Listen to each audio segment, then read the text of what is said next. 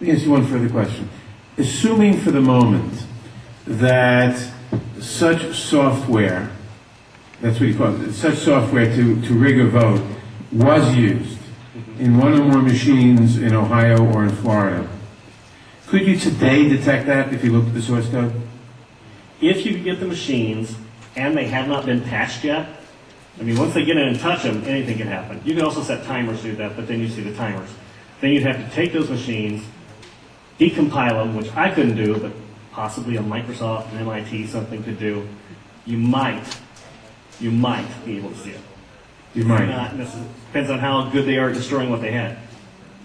Destroying what they had by tampering with the machine afterwards, or by programming a destroy instruction in the first place? Right, because since you didn't... Both? Either or both? Either or both. You didn't actually see what's in there, so you don't know if the code is running in a single executable or running in various modules. If it's running in modules, you can make the code actually eat itself. Let me ask you one further question.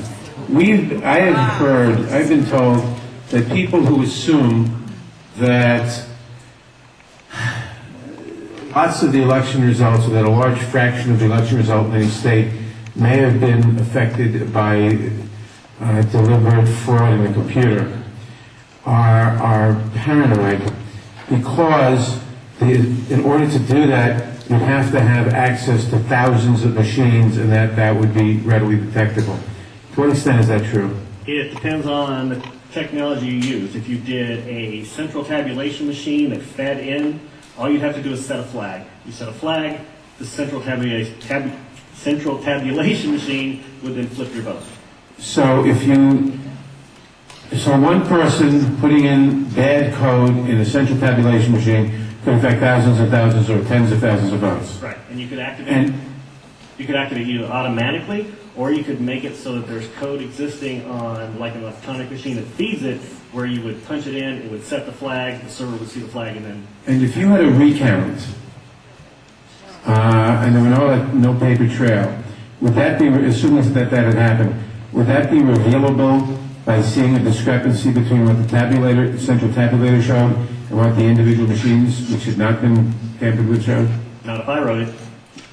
Why not? In other words, I would make it match.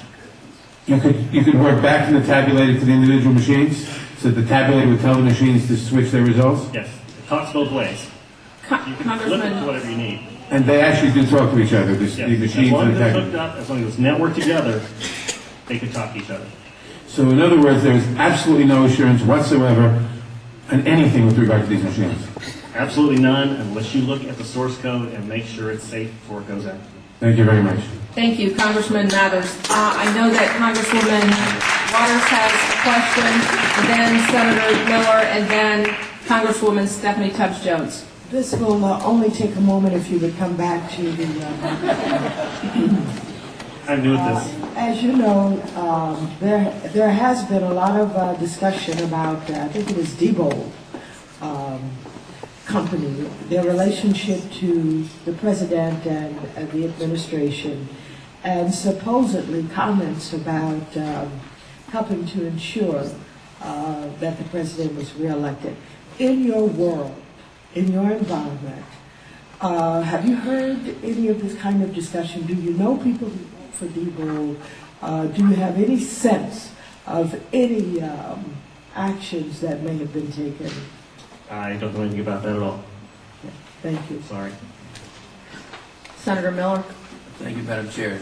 Sir, I suspect people will attack you in terms of your credibility. Could you restate once again your credentials? I'm a programmer. I worked for NASA, worked for ExxonMobil, worked for Florida Department of Transportation, and other elements of my story, because this company, well, let's get into it. Why not? This company also, they have NASA contracts, and they were basically downloading tons of information, I mean gigabytes worth, and handing them off to this little Chinese guy named Henry Nee, and it didn't seem right, and he was hacking things, and I wrote a program for DOT that allowed contractors to send their information into DOT, and he was kind of the quality assurance guy for software.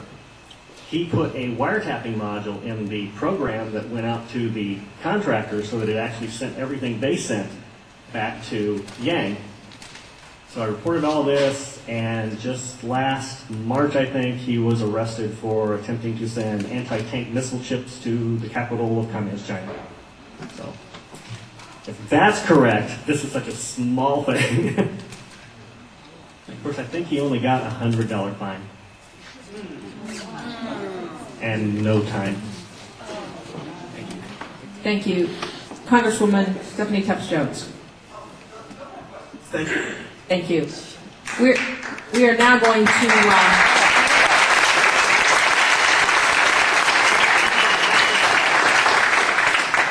back to the public testimony.